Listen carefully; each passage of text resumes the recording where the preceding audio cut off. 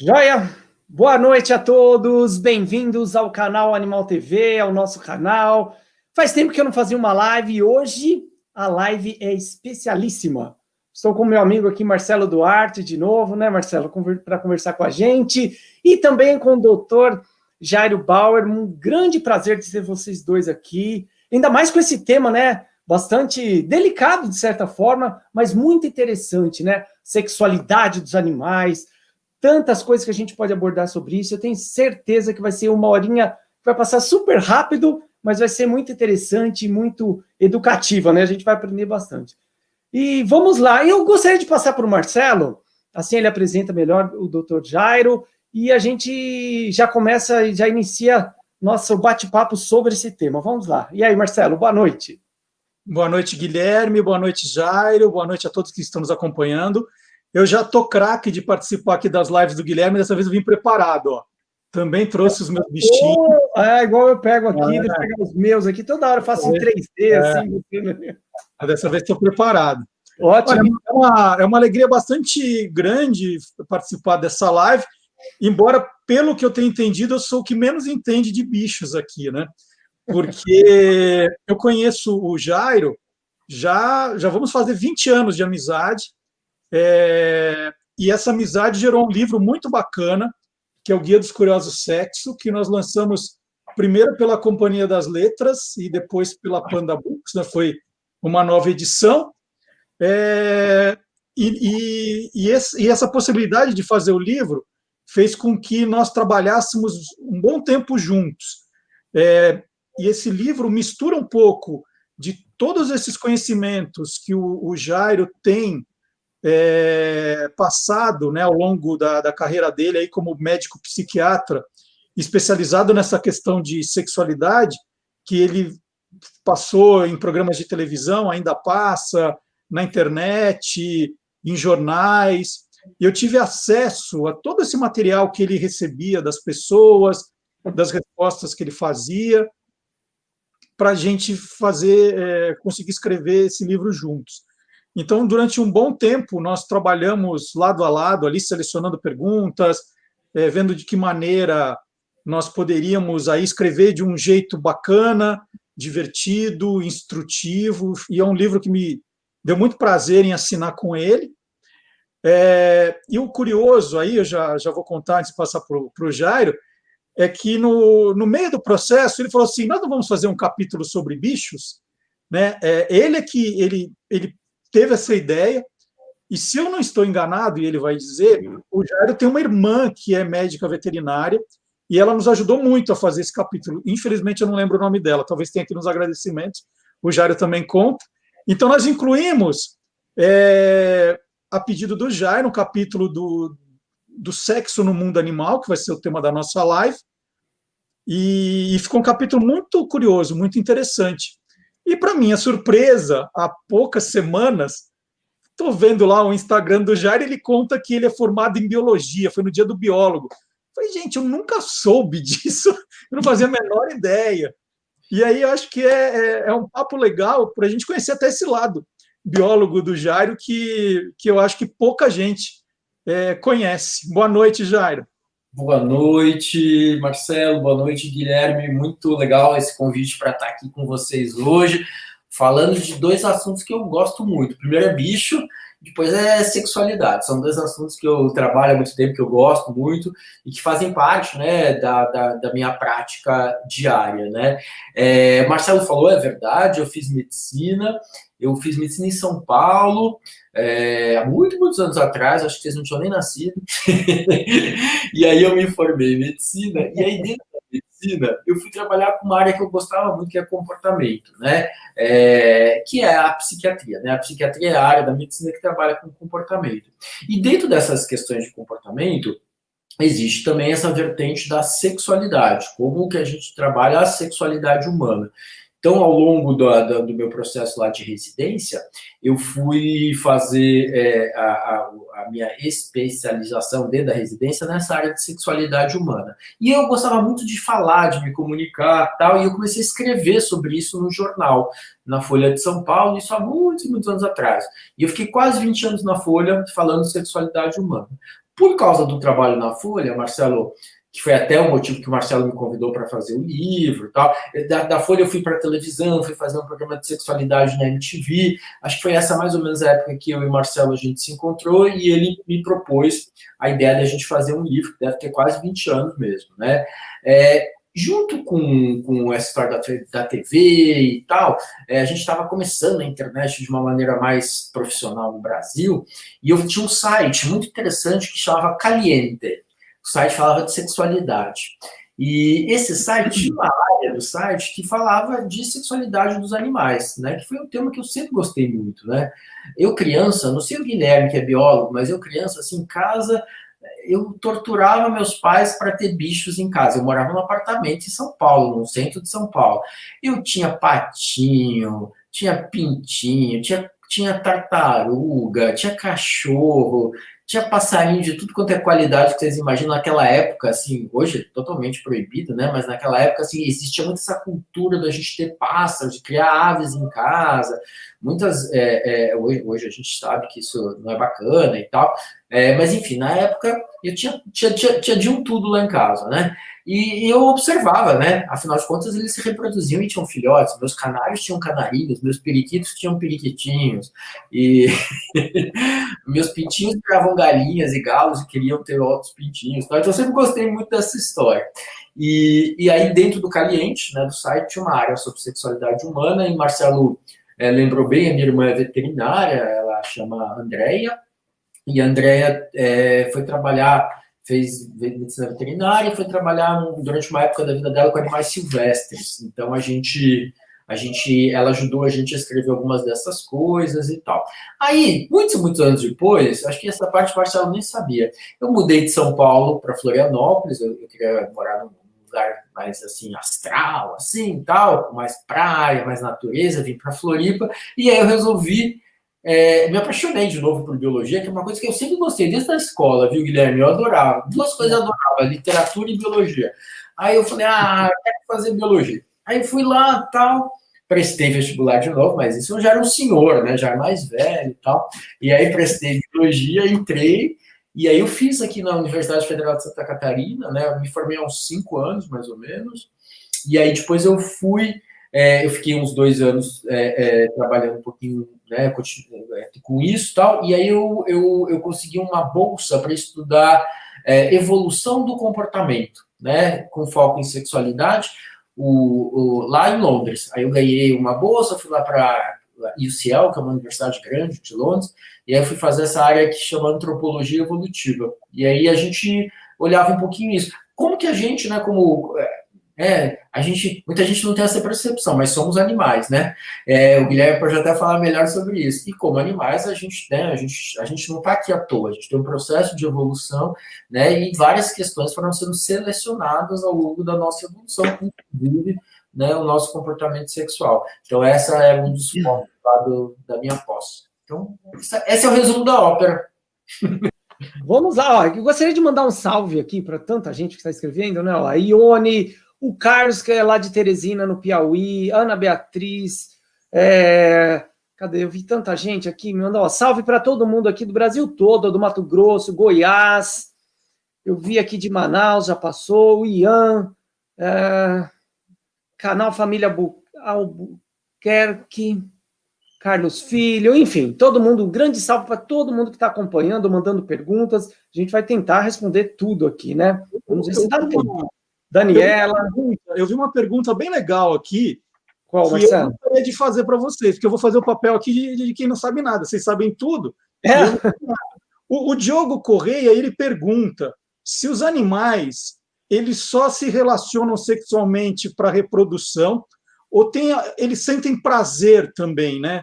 Eles transam por prazer ou não? É uma coisa assim, só para reprodução. Quem sabe, hein? Eu falo eu. Começa, Guilherme. Vou só começar, daí você continua, Jair. Vamos lá. Depende dos animais, né? Lógico que eles têm, o objetivo maior é de deixar descendentes.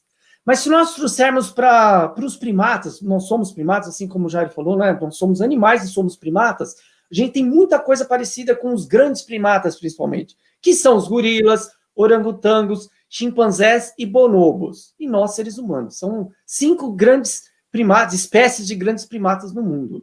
Então tem muita coisa parecida com esses grandes primatas.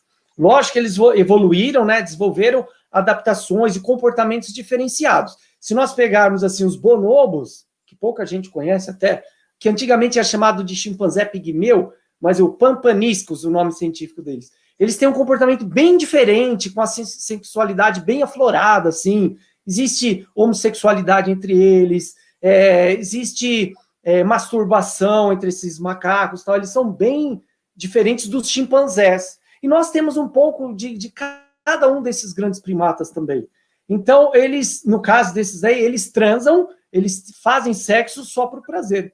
Existe até algo assim bem bacana, que é machos assim tentando conquistar de chimpanzés a fêmea por sexo em troca de frutas. Então, existe essa sexualidade sem a reprodução entre eles. Então, é bem próximo até de ser humano. Então, quando a gente compara com o comportamento deles, é muito interessante, é muito legal. Concordo, não, eu super concordo com o Guilherme, né?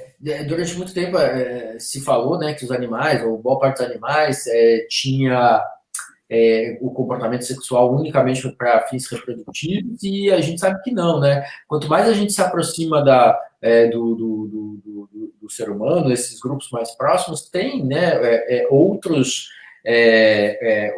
motivos, né, para buscar a sexualidade, para buscar o prazer, né, que não só a reprodução, né?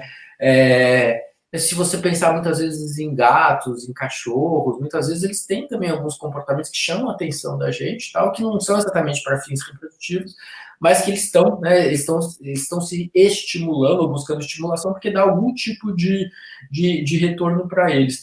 E é interessante a gente pensar do ponto de vista fisiológico, né?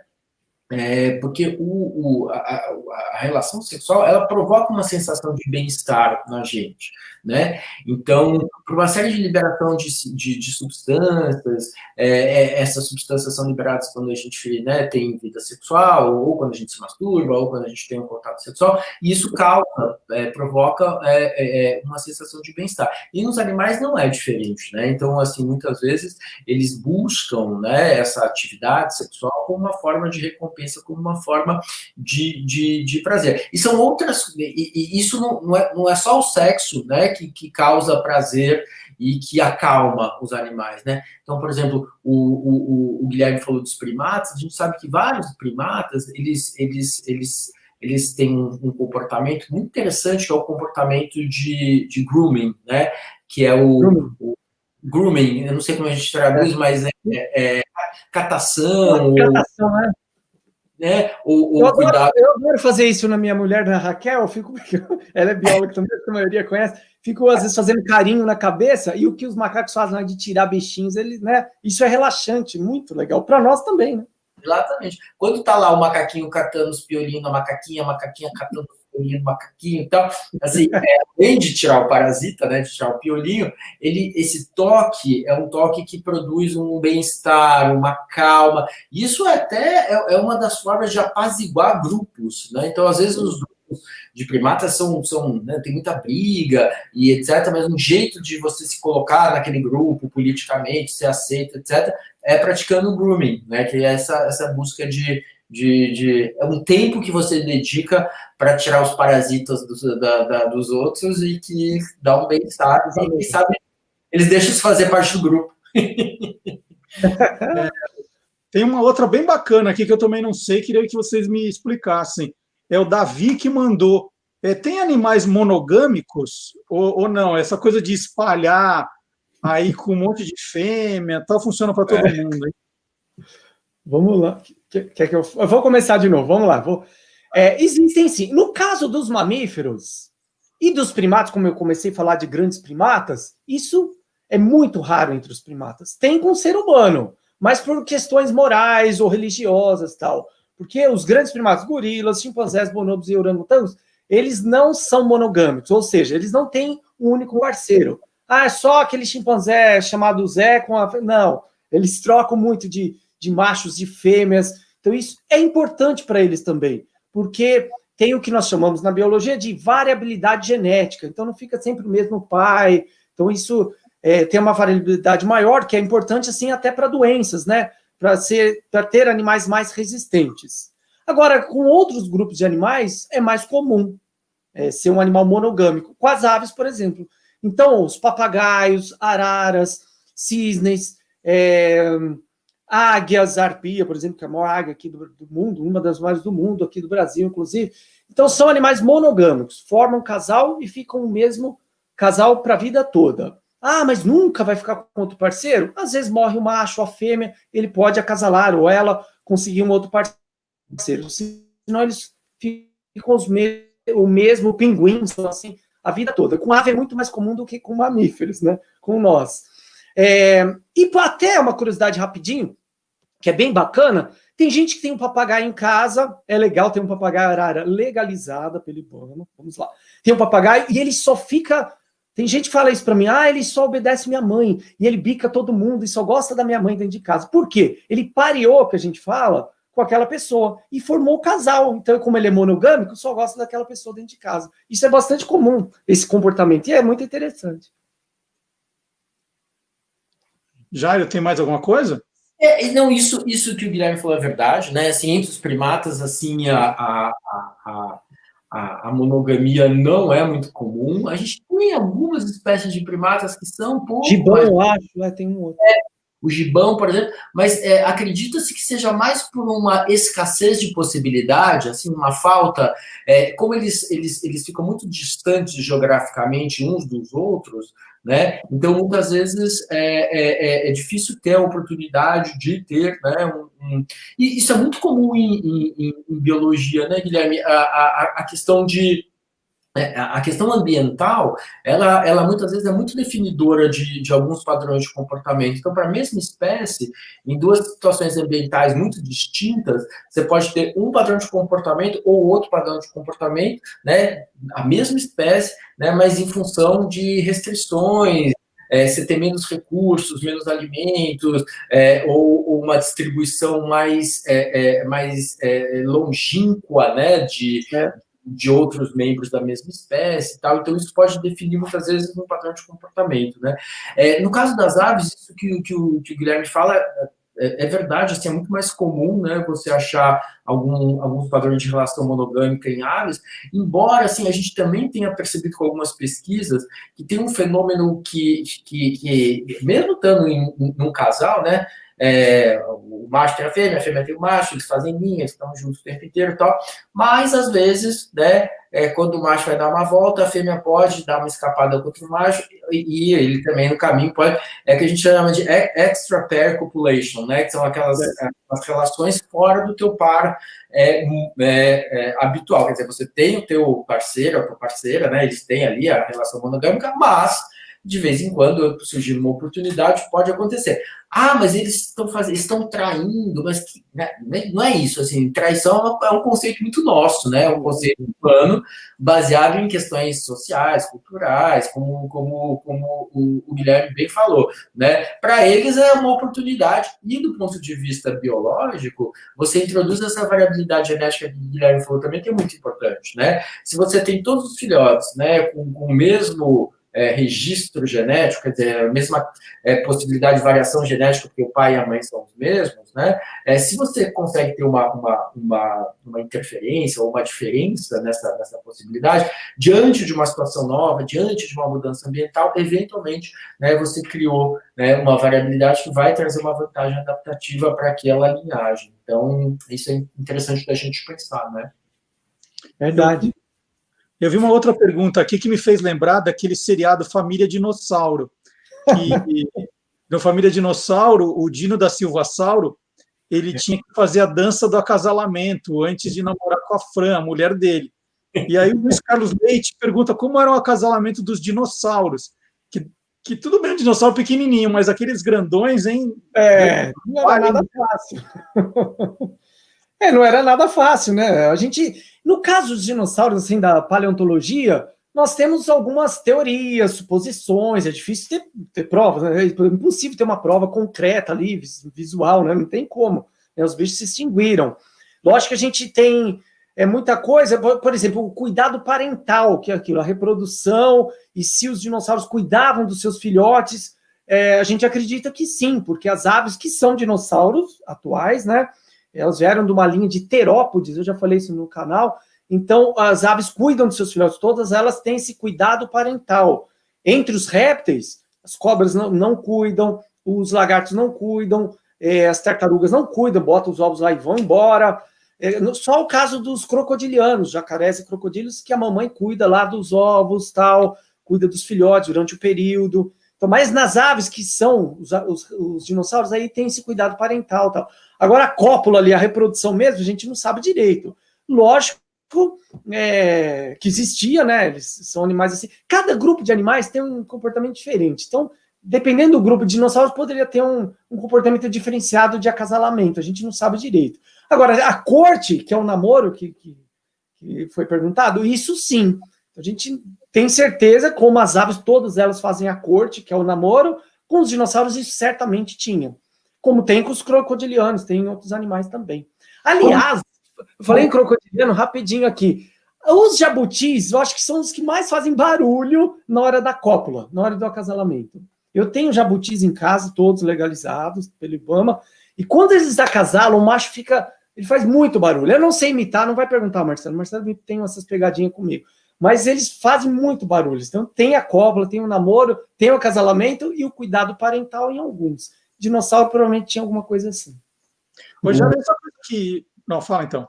Não, eu só complementar o Guilherme e falar assim que não são só os animais que têm esses rituais de acasalamento, né? Se for pensar, o ser humano também tem, né? Muito! E essas tentativas de parecer mais atraente para o sexo oposto. Se não fosse isso, né? As academias não iam estar lotadas, né? A gente tem aquilo, né, Jário? Tem aquilo da fêmea de chimpanzé, que ela fica com o órgão sexual dela bem entumecido, né, que a gente fala na biologia, mas fica bem rosado e grande quando ela está pronta para reproduzir. E aquele rosa no meio dos pelos pretos do chimpanzé fica atraente para o macho.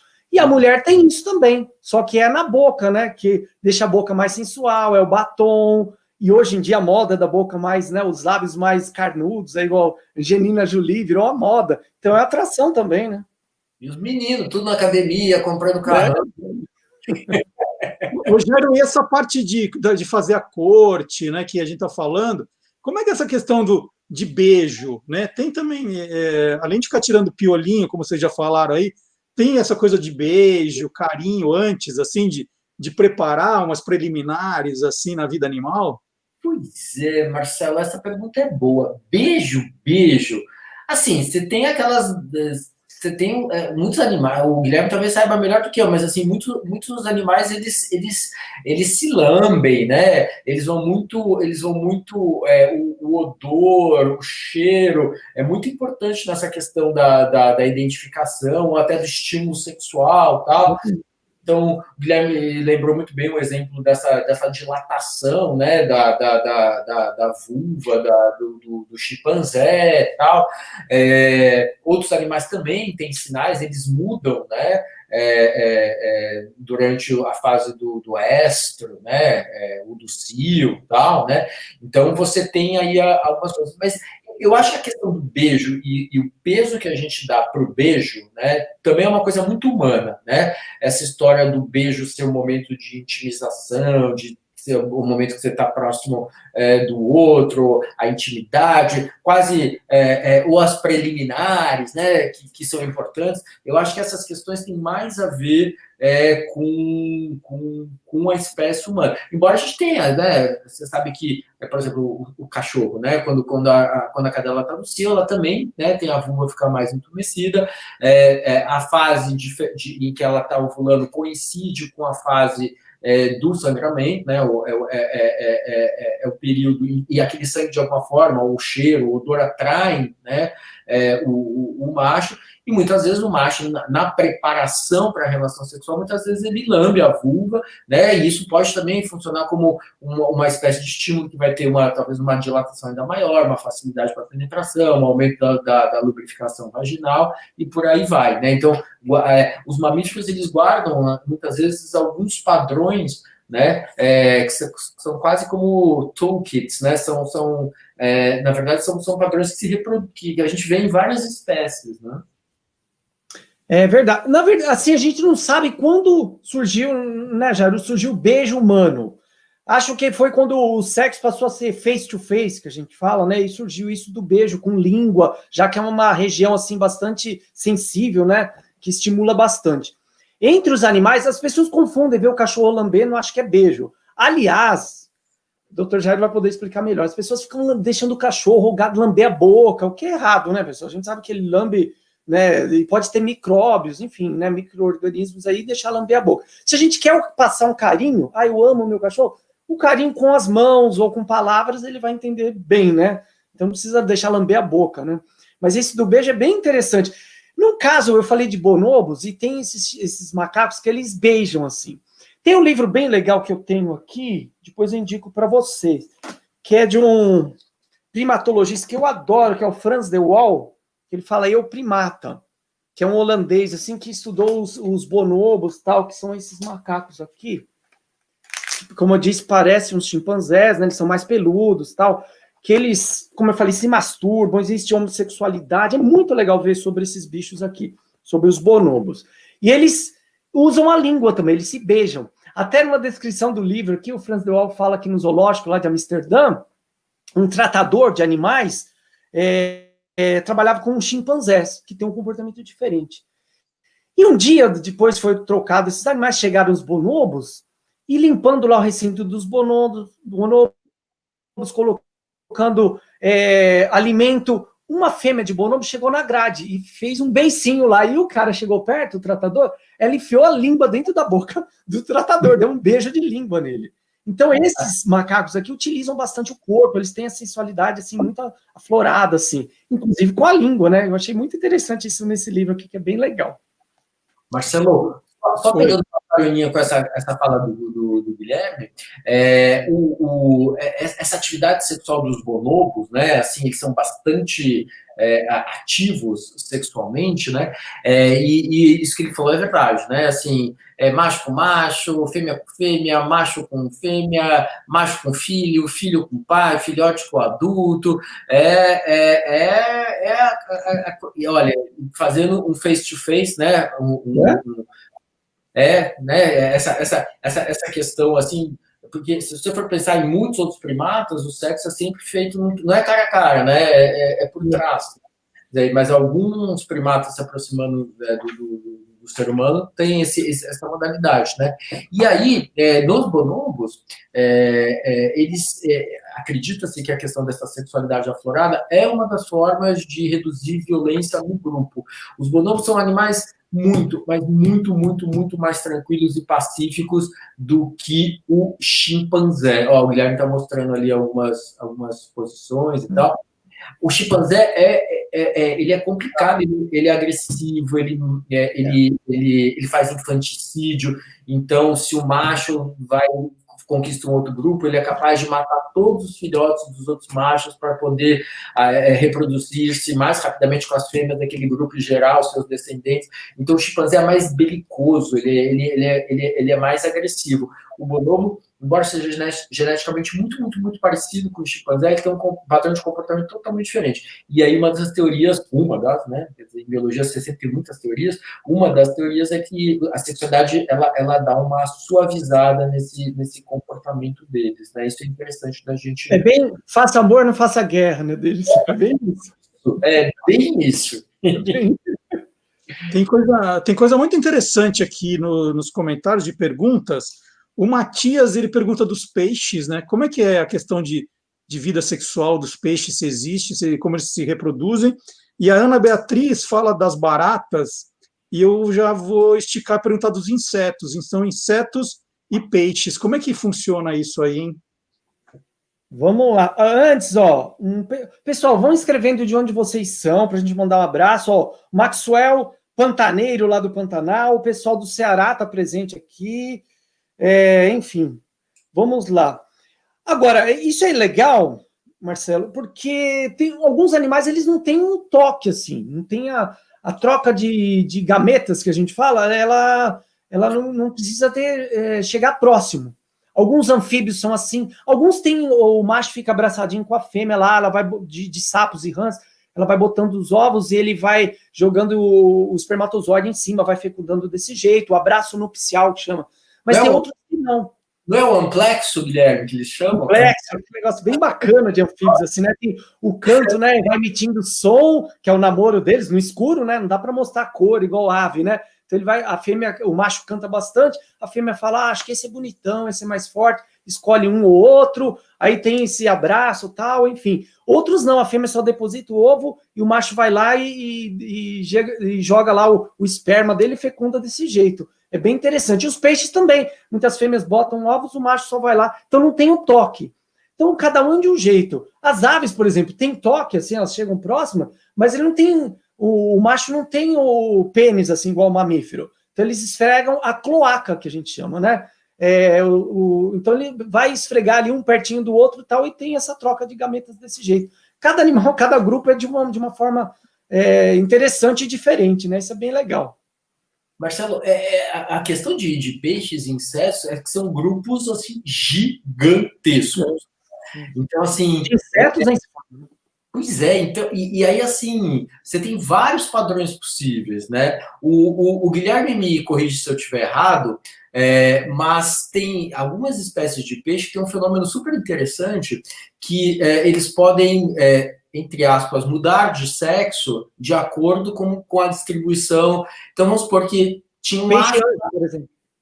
O espado, o plati, né? Essa categoria. O peixe anjo, né? Aquele marinho, assim, que é bem bacana. Ele troca, dependendo da quantidade. Bem legal. Você pensar em peixe de aquário, os espadinhas e os platis, que são aqueles peixes ornamentais. Se você tem um macho para várias fêmeas, ok. Aí, se o macho morre, uma das fêmeas pode virar macho, quer dizer, pode produzir gameta. Então, a natureza, né, ela vai criando alguns mecanismos super, super interessantes, né, para ela garantir a perpetuação das espécies.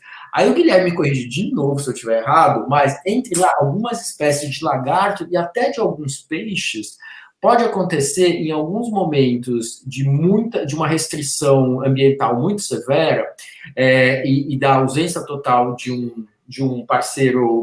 Ó, estão ouvindo aqui, ó? Alguém do mundo animal está querendo entrar aqui para participar da nossa live. Por enquanto ele está sob controle. Depois eu apresento o Einstein e o Darwin para vocês, que moram aqui. Dois nomes ótimos. Então, mas, só complementando, em algumas situações extremas, algumas espécies de lagarto, tem outros animais também, mas me veio à cabeça agora, algumas espécies de lagartos, até algumas espécies de peixe, que conseguem se reproduzir sem o parceiro ou a parceira. Partenogênese, né? Partenogênese. Ele faz clones dele mesmo, Marcelo. E aí, o que pode acontecer assim, tem uma situação ambiental, ele precisa rapidamente popular, né, uma área, porque você tem uma situação ali propícia para isso, eles populam, né, com clones deles mesmos, e depois, quando a situação está um pouco mais tranquila, você tem essa reprodução sexuada, né, macho e fêmea, e aí você garante a variabilidade genética. O risco de se fazer o clone é que mudou uma coisa no ambiente que não aguenta, todo mundo morre, né? E a questão da reprodução sexuada tem essa vantagem, né? Você sempre traz pelo menos material genético de 2 indivíduos que se misturam e podem gerar uma variabilidade genética maior, né? Isso só que eu lembrei agora. Não, mas é muito legal. Teve com uma sucuri agora há poucos anos na Amazônia, num zoológico de lá, não lembro onde, e eu até escrevi no meu canal sobre uma piton, uma cobra, no zoológico da Rússia, se não me engano, essa partenogênese, assim, ficou muito tempo lá, a fêmea acabou reproduzindo sem ter contato nenhum. Muito legal isso. Marcelo, mais coisas aí, vamos lá. Mandaram algumas aqui também. Por que a fêmea do louva-a-Deus e da aranha viúva negra, elas matam o macho depois de acasalar, hein? Poxa, isso é muito legal, né? Muito legal não, para o macho não deve ser nada legal. Mas enfim. Não para o macho.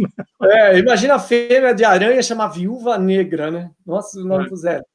Por quê? É o seguinte, quando no caso dessas aranhas, a viúva negra, do louva-a-Deus, que é um inseto também, ela precisa já de nutrientes para desenvolver os ovos no interior dela, o organismo dela já necessita disso. Então, até ela caçar ou ter a oportunidade de ter um animal na teia da aranha, ou o louva-a-Deus, a fêmea, conseguir uma caça tal, ela já vai comer o macho que está ali. Então ele já fez o papel dele, por incrível que pareça. Ele já reproduziu, vai deixar descendentes, e ele serve de alimento também. Então ele também serviu para a fêmea e para os filhos. Isso é bastante interessante, ainda bem que não tem no ser humano, né? Mas é algo bem interessante. E na natureza, assim, você tem algumas espécies que a única função do macho às vezes a vida, o tempo de vida dele é o tempo necessário para ele fecundar a fêmea. Depois ele não tem mais utilidade, tchau. Tem uma economia na natureza que é muito peculiar, né, Marcelo? Então, assim, nada é à toa, né? Não tem perda. Né? Então, isso que o Guilherme falou é isso. Assim, a aranha precisa de nutriente para garantir a perpetuação da espécie. Então, melhor ela comer o marido, o parceiro, sei lá, as 100 aranhinhas, 50 aranhinhas, né? Então, assim, se você for pensar, né, é uma vida perdida gerando 50, 100, não sei. Eu não sei quantos filhotes nem a aranha negra, nem o louva-a-Deus dão em cada ninhada. Mas, enfim. O Igor está falando e sobre... a vida a gente... Vai lá, Marcelo, vai lá. O Igor? É que você, Guilherme, estava falando dessa cobra aí do zoológico russo, né? O Igor está perguntando, então, como é que é o acasalamento das cobras? Não tem, então? Tem. Aí sim, aí elas têm a cópula mesmo e tal. Aliás, os machos de serpentes, de lagartos e tal, eles têm hemipênis, que nós chamamos. Então, são 2 pênis, assim, algo muito louco aí. Por quê? Uma que fica dentro da cloaca. Então, os répteis e as aves, eles têm um buraquinho só. Por lá sai o xixi e o cocô juntos, né? Por isso que quando o passarinho faz cocô no vidro do carro, né, sai de uma vez só. Então, pelo mesmo buraquinho ali, ele faz cocô e xixi juntos, né? Na cloaca. E também, até os romanos, quando criaram as galerias de esgoto em Roma, tal, no Império Romano, chegava num buraco maior que chamava cloaca máxima. Então, a cloaca lá das aves, dos répteis, eles fazem cocô e xixi pelo mesmo buraquinho. E reproduzem por ali, e as fêmeas botam ovos, ou nasce o filhote ali, pelo mesmo buraco. Eles são bem econômicos. E tem a cópula nas serpentes. E os machos têm 2 pênis, hemipênis.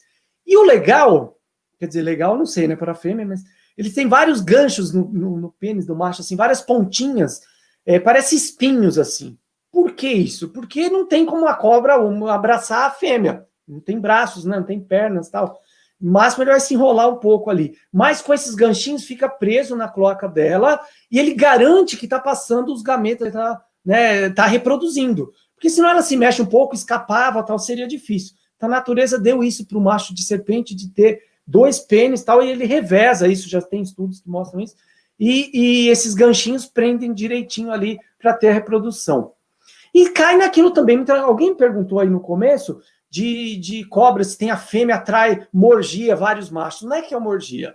Ela libera o feromônio dela, que é o atrativo, então o perfume dela lá no ar, e vários machos sentem aquilo e querem acasalar. Então por isso que tem vários lá tentando acasalar com ela. E com esse hemipênis diferente aí.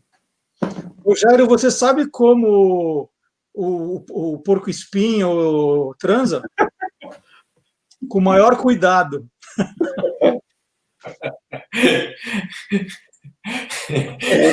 Senão alguém fica espetado ali. Ai, para. Essa você já respondeu, né, Guilherme? Que tem uma hora que eles conseguem baixar os espinhos, é isso? Na verdade, os espinhos de ouriços, né? Porcos espinhos e tal, eles não são porcos, né? Na verdade, eles são roedores, né? A gente chama de porco-espinho, que tem um focinho achatadinho, parece de nariz de porco, né? Focinho de porco. Mas os espinhos são pelos, né? Para se proteger. Então, quando um cachorro, um animal chega perto de um porco-espinho, tem várias espécies de porcos-espinhos na África, por exemplo, o leão chega perto, ele eriça todos os pelos, fica lá arrepiado para espetar, né? São pelos que saem fácil do corpo dele. Ele não joga igual um dardo, né? O pessoal acha que ele joga espinho igual um dardo, mas não é. Mas na hora do acasalamento ele não vai ficar com os pelos eriçados. Pelos não, né? Alguma coisa vai ficar eriçado, mas pelo não, ele deixa bem abaixado para poder acasalar, para poder abraçar e ter a cópula lá normalmente, sem problemas. Rogério, eu tenho uma pergunta aqui. Qual é a frequência do acasalamento entre os animais, hein? Pois é, essa pergunta, eu acho que a resposta é muito variada, né, Marcelo?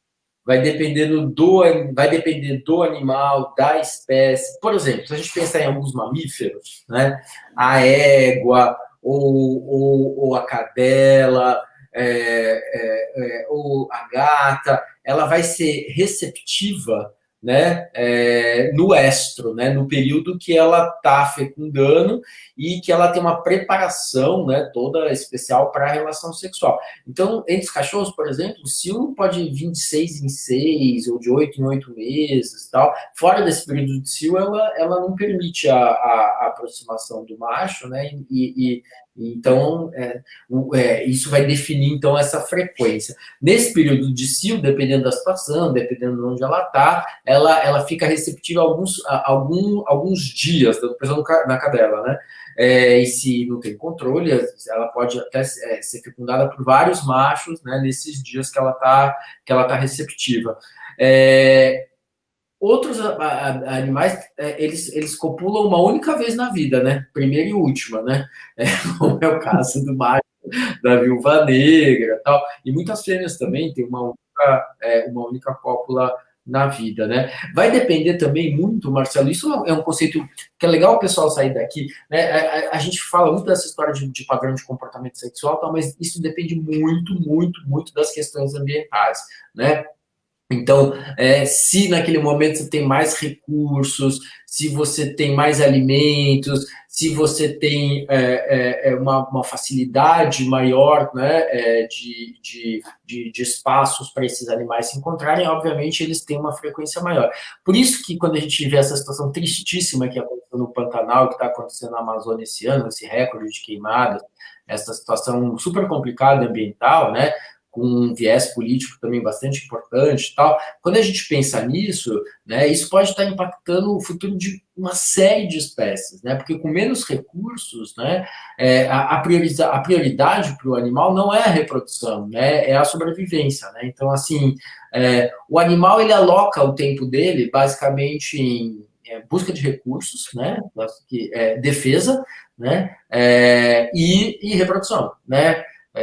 Então, se ele tem que correr atrás desses recursos, né, e se ele percebe um ambiente menos propício de recursos, talvez eles demorem muito mais tempo para voltar a ter a possibilidade de se reproduzir, de gerar descendentes. Isso pode impactar espécies que já estavam em risco, por exemplo, podem ser extintas, né?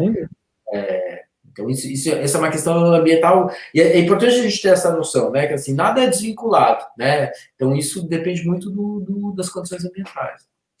Olha, a Pet da Panda Books, né, tá avisando que no site da Panda, ela está adorando tanto a nossa live que está dando 20% de desconto nos livros do Guilherme, nos do Jairo, no Guia dos Curiosos Sexo, para quem quiser.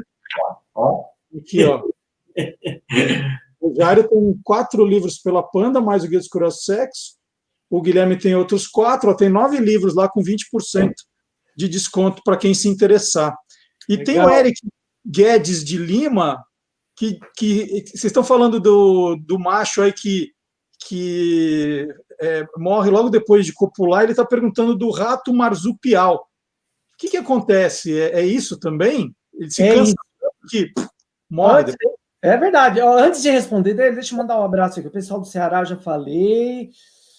Cadê? O Igor Rabelo, como as cobras se acasalam, nós falamos. Igor agora. O Ian de Juiz de Fora. O Maurício de Cubatão. João Marcelo. Aí eu gosto de vocês pra caramba. Legal, João.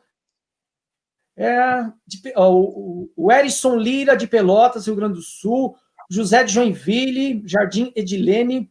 O Gu de Cosmópolis, Tauan do Maranhão, Theo Lisboa de São Paulo, Daniel da Bahia, alô Bahia, que eu adoro, Ana Beatriz de São Paulo, Diogo de Chapecó, Ronaldo de Manaus, Igor de Curitiba, o Marcos de Cotriguaçu e por aí vai. Depois eu falo mais. Verdade, existe esse marsupialzinho, um bichinho pequeno, rato marsupial, que depois de acasalar o macho morre. Mas é o seguinte, para garantir, caso na mesma história, para garantir filhotes, para garantir o acasalamento, no caso dessa espécie, eu não lembro o nome científico dele agora, o macho para de comer, ele não se alimenta, não bebe água, ele só quer acasalar. Então ele fica alguns dias, 3 a 4 dias ali acasalando bastante com a fêmea, No final desses dias, ele morre desidratado por inanição, ele acaba morrendo. Ele acasala, depois morre. Mas ele garantiu deixar os descendentes. Cai naquela história lá do A Vida Encontra o Meio, né, do Jurassic Park.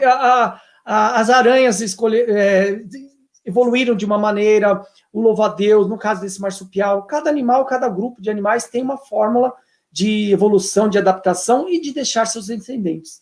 Né? Isso cai também na morfologia, no M-pênis das cobras que a gente falou, no tamanho do órgão sexual, muita gente perguntou aqui para mim da anta, que é verdade, do jabuti, outros são diferentes, aí no caso de golfinhos, que foi perguntado. Vou falar rapidamente aqui de golfinho. O pessoal perguntou de baleia, né? O macho não tem o órgão sexual para fora, lá como um cavalo, como outros animais. Por quê? Nadando seria difícil. Então, o golfinho, como esse aqui, deixa eu pegar os bonequinhos que eu tenho. Então, ele tem um corpo bem hidrodinâmico, né? O macho não vai ficar com o pênis ali e tal. Fica dentro do corpo dele, protegido. E aí tem a cópula na hora lá do acasalamento, vai aparecer tal, tem a introdução ali e tal, é diferente. Cada bicho tem uma forma. É bem legal isso. O golfinho, ele põe para fora, né, Guilherme? Isso mesmo. Você sabe que a gente tem uma coisa parecida, quer dizer, não é parecida, né? Mas assim, se a gente for pensar, o ser humano, obviamente, ele é para fora, né? Não é embutido, né? Como é o caso do golfinho das baleias por causa da aerodinâmica, o nosso pênis é externo, mas a gente tem um mecanismo interessante de aproximação e afastamento dos testículos da nossa cavidade abdominal, né? A temperatura ideal, né, para os testículos é 2 graus e pouquinho abaixo da temperatura do corpo, né? Então, vocês devem ter percebido, os meninos, né, que o dia que está mais quente, né, os testículos, né, o saco escrotal se afasta do corpo da gente, a gente fica com o saco escrotal mais baixo, numa tentativa de resfriar, né, esses nossos espermatozoides. Nos dias mais frios, aproxima, né? Ou quando você entra naquele mar gelado, assim, sabe aquela água brava, assim, gruda ali por conta, né? São músculos, né? Então tem um mecanismo de adaptação da gente, esse músculo puxa, né? O músculo é um tecido com essa propriedade elástica, né? Ele vai e volta. Possivelmente no pênis eu não conheço a anatomia do golfinho, mas possivelmente você tem músculos envolvidos nesse acopla, desacopla, sobe e desce, tá? O testículo, a gente também tem esses músculos, né, que sobem, aproximam para aquecer e tentar manter, aumentar a chance de fertilidade. Isso que o Guilherme falou pessoal, se vocês saírem com uma coisa da cabeça aqui, é que nada na natureza é à toa. Tudo é resultado de um processo de milhões e milhões de anos de adaptação dos seres, né, dos diversos seres, com as suas diversas estratégias, diversas possibilidades diante de cenários que podem estar em mudança, né? Tudo, né? Não é que é pensado, mas tudo é fruto de um processo muito longo de adaptação. E sobreviveu, né? As espécies que foram sobrevivendo foram as espécies que foram achando estratégias que garantiam a sobrevivência da espécie e a perpetuação dos filhotes.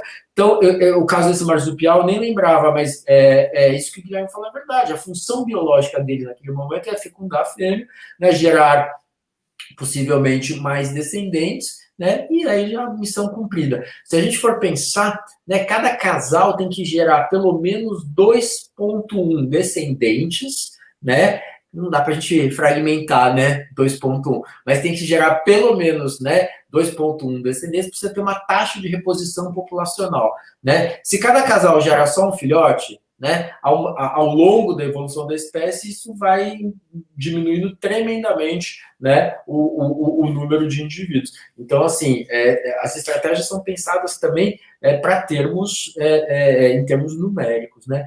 Deixa eu só contar uma história engraçada que o Guilherme estava falando a gente falou de um monte de primata e tal. Aqui em Floripa a gente tem muito O Gil? Não, o bugio é nativo, né? Mas a gente tem uma espécie invasora que são os micos, né? O saguizinho. E o sagui, ele tem aqui em casa, assim, de manhã eles fazem maior gritaria porque eles querem fruta e vêm pedir e tal. E, enfim, eles foram introduzidos, eles não são naturais daqui e tal. É considerado uma espécie invasiva, invasora e tal. Mas exótica, né? Eles estão por aí. E aí, Marcelo, curiosamente, uma das poucas espécies de primata que quase sempre o parto é gemelar. Nascem 2 de cada vez. Muito difícil nascer um só. Aqui tem um bandinho, a fêmea sempre tem de 2 em 2. Às vezes morre um filhote e tal, mas sempre tem de 2 em 2. E aí, a razão, né, uma das razões, de novo, em biologia sempre você tem várias teorias, nunca é um fato isolado, mas uma das razões é que o macho ele participa ativamente do cuidado parental, ele ajuda a fêmea a cuidar dos filhotes, porque ela tem 2 e rapidamente ela pode ter mais 2 de novo, né? Então, se dependesse única e exclusivamente dela, todos os cuidados com os filhotes, ela jamais conseguiria ter 2, né? Então, ao longo dessa evolução, né, foram selecionados os machos, possivelmente, que tinham essa questão de cuidado e etc, etc. E, assim, é muito comum o parto gemelar neles, são 2 de cada vez, e isso não é muito comum em outros macacos e em outros primatas. Verdade, verdade. Isso, pessoal, antes, Marcelo, isso que o Dr. Jair está falando, essa adaptação, essa evolução, pessoal, continua. Não é que a gente evoluiu até aqui e está todo mundo beleza. A gente não percebe, mas todas as espécies estão evoluindo, se adaptando. É que o homem, ele causa tanto impacto momentâneo que não dá tempo de se adaptar.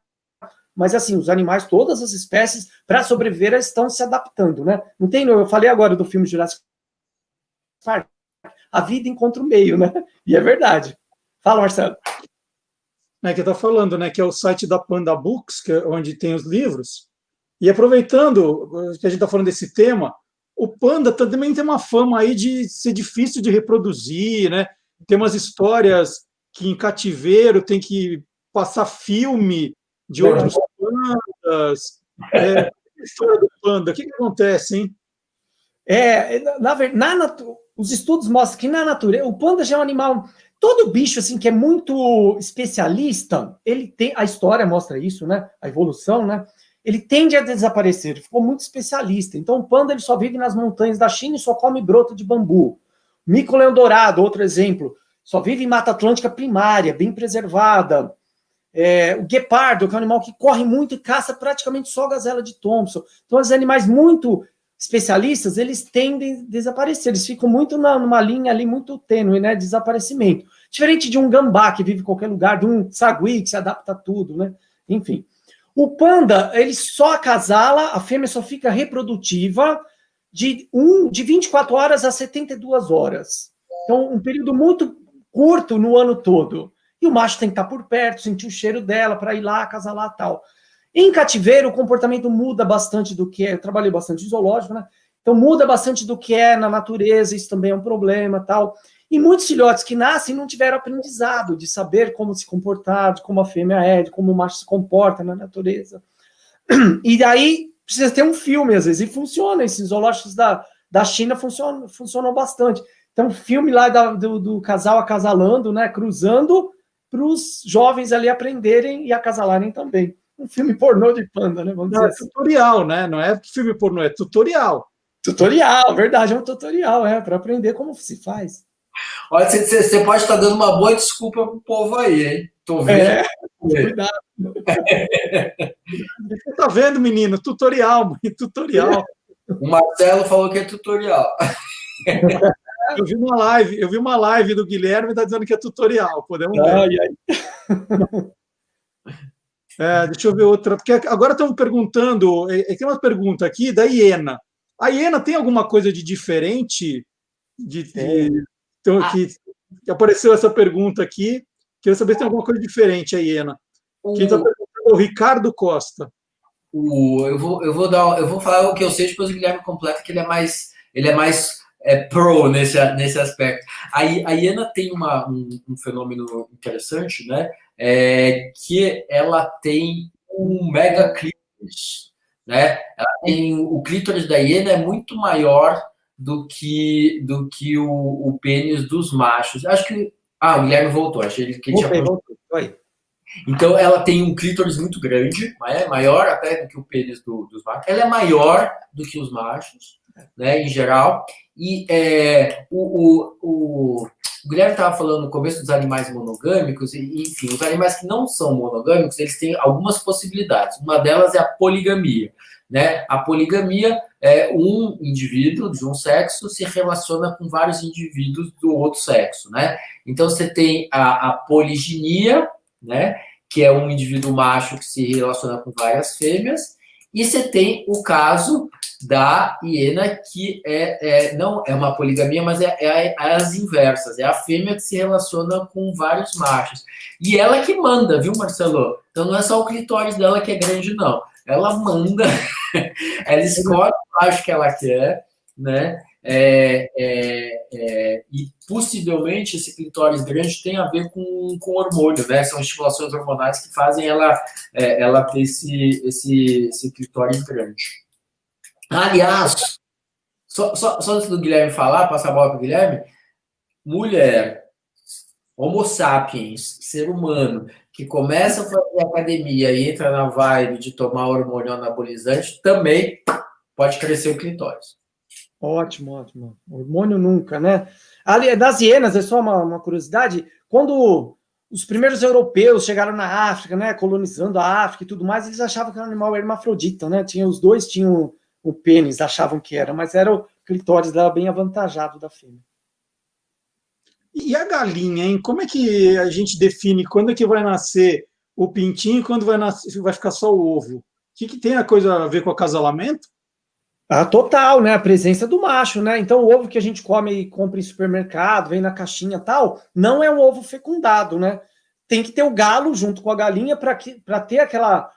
Um encostar no outro, a cloaca que eu expliquei lá agora, que nós falamos agora, tal, para reproduzir, ter o filhotinho lá dentro do ovo, senão não vai nascer. Isso. Então, se eu tenho uma galinha em casa, ela botou ovo, vai botar. Tem um jabuti em casa, vai botar ovo, vai botar, mas não está fértil, né? Não tem que ter o macho junto com as aves, com a galinha, o pato, o ganso. Só uma curiosidade das galinhas. No meu curso de biologia, eu assisti algumas disciplinas na zootecnia, né? E uma delas era a reprodução de aves, né? O nosso sistema genético, né? Nossos cromossomos sexuais são XY, né? Você sabe, Marcelo. Então, as fêmeas da espécie humana são XX, né? Então, elas têm 2X, e os homens são XY, né? Então, eles têm cromossomos sexuais diferentes. Nas aves e nas galinhas, eu lembrei por causa das galinhas, você tem um sistema que não é o XY, é um sistema que chama ZW, né? E quem varia é a fêmea, não o macho. É ao contrário, sabe? Então, as fêmeas são ZW e os machos são ZZ, se não me engano. O Guilherme confirma, mas eu lembro disso daí. Legal, isso mesmo, muito bacana. Tem uma variação, é ao contrário, né? Então, interessante a gente pensar isso, né? Porque a gente tem isso na cabeça, né? XY, XX, pra né? todo mundo. Para todo mundo e tal, e dependendo do grupo, né? Não é bem assim. Bacana. Bom, gente, a gente está chegando no final aqui da nossa live. Tem gente perguntando, vai ficar gravadinho, né, Guilherme? Fica aqui para quem quiser ver depois, que perdeu o conteúdo. Vai ficar no canal gravado, e eu vou colocar na descrição lá do vídeo, dessa live, o link da editora, da Panda Books. Aí vocês procuram lá, entram no link, vai entrar lá no site da editora Panda Books, a gente falou de Panda agora, e aí tem nossos livros lá com os descontos, né, Marcelo? Aí é facinho de procurar, né? Deixa eu botar os meus aqui. Então, todos os livros aqui, nossos livros, com desconto no site da editora Panda Books. Eu deixo o link na descrição do vídeo, tá? Dessa live. Tem mais um monte de gente mandando abraço aqui. Deixa eu falar rapidinho, Marcelo, rapidinho aqui. Manda bala. Faz de conta que o canal é seu. Faz de conta que o canal é seu. Ó, Leonardo de Belo Horizonte. José Gerlando do Espírito Santo. Iago Francisco do Piauí. Douglas Davidson da Bahia. Daniel falando um salve para Minas Gerais. Tem muitos parentes em Minas, eu. William, eu gosto muito do seu canal, muito obrigado. William, eu sou o Vitor, acho que o William é o pai aqui. Salve para o Maurício de Lima, Gabriel de Viçosa, Minas Gerais, as leis do o canal do Ceará também. Tem muita gente no Nordeste, eu amo o Nordeste, acho tanto que eu falo do Nordeste, o pessoal gosta do canal também. Fala da orca, da baleia, fecundação interna, cópula, da anta, a gente já falou da anta. Tem tanta pergunta, não vai dar em uma hora de live, mas depois eu vou respondendo, vocês me mandam também aqui nos comentários, que eu respondo todas as perguntas. Procuro responder todas, lógico, não dá para fazer tudo. Dá para fazer mais uma aí, Marcelo? Deu horário, mas... O Jairo tem mais 2 lives ainda hoje. Super procurado, já. Eu queria super agradecer a possibilidade de estar aqui conversando um pouquinho, né, mostrando como algumas coisas são parecidas, né, com nós, animais, primatas, seres humanos, homo sapiens, né, então, o pessoal que quiser saber um pouquinho mais de sexualidade humana, no caso, né, o Guilherme falou que tem muita criança e muito adolescente que acompanha o canal dele. A gente produz bastante conteúdo também para crianças, para adolescentes, mais para adolescentes do que para crianças. Quem quiser dar uma espiadinha, né, canal do Jairo no YouTube e o Instagram, Jairo Bauer Oficial. Tem vídeo quase todo dia no YouTube, no Instagram, no Facebook. Facebook é Jairo Bauer DR. Dá uma olhadinha lá que tem muita coisa legal. E os livros, né, que a gente tem na Panda que são muito bacanas. Além do Guia dos Curiosos do Sexo, a gente tem o Corpo dos Meninos, o Corpo das Meninas, Primeira Vez, e Álcool, Cigarro e Drogas. Então, são livros muito legais que tratam de assuntos que fazem todo sentido na vida dos jovens. Então, deixa eu aproveitar e convidar também para quem está acompanhando o canal do Guilherme para dar uma passada no canal do Guia dos Curiosos, no YouTube, que é novidade. E uma das pessoas que dá alegria ali de estar sempre participando é o Guilherme Domenichelli também. Então, fica o convite no canal Guia dos Curiosos. A gente faz um programa ao vivo todo sábado, das 10 ao meio-dia, e depois esses programas e depois os vídeos separados também ficam lá à sua disposição. Beleza, é isso, tá bom? Pessoal, muito obrigado. Primeiro agradecer, Jairo, brigadão, valeu, foi um papo. Nossa, a gente conversaria sobre isso, né? E outros assuntos aí de biologia, de comportamento. Falei alguma bobagem, professor? Porque assim, eu sou... É isso. Não Não, eu aprendi muita coisa agora também. É ótimo, essas conversas são ótimas. Peraí, mas cadê o Einstein aí? Você falou cadê o Einstein? Tem o Darwin, eu quero ver o Darwin. Vocês já vão ver. Vocês têm certeza? Quer que eu chamo mesmo?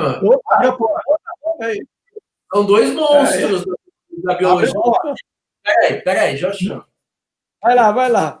Continuando aqui, ó, a Ione, Luiz de Sorocaba, aqui pertinho de onde eu estou, em Valinhos, Ana Beatriz, Luiz Carlos Leite, salve Sorocaba, eu adoro Sorocaba, tem um zoológico ótimo, zoológico de Sorocaba, Douglas falando lobo-guará. Nossa, eu imaginei que fosse gato quando você falou Darwin e Einstein. Putz, que bicho lindo, meu. Eu adoro cachorro, adoro. Quem que é quem aí, Jair? Quem que é quem? A cara do Einstein, vejam bem. Olha os cabelinhos, tudo solto. Legal. Darwin que é mais... Darwin é mais inglês. Vem cá, Darwin. É Lorde. É mais Lorde. Vem cá. Esse é Darwin. Vem cá. Sobe aqui. Que bacana. Pô, lindo, cachorro. O Einstein não dá muito espaço pro Darwin. Lindo. Pô, adoro cachorro. Eu sempre faço vídeo de cachorro. Ó, estão perguntando se é São Bernardo, Jairo. Não, né? Não, é um Bernese. Isso, lindo cachorro. Eu gosto de cachorro grande, muito legal. Meus queridos. Beleza? Valeu, gente. Muito obrigado. Marcelo, muito obrigado. Jairo, muito obrigado. Um abraço de tamanduá para todo mundo, bem apertado. Valeu, gente. Obrigado e vamos conversando durante a semana aí no nosso canal Animal TV. Valeu, galera. Tchau, Marcelo. Tchau, Jairo. Até mais. Tchau. Tchau, pessoal. Até mais. Até a próxima. Tchau.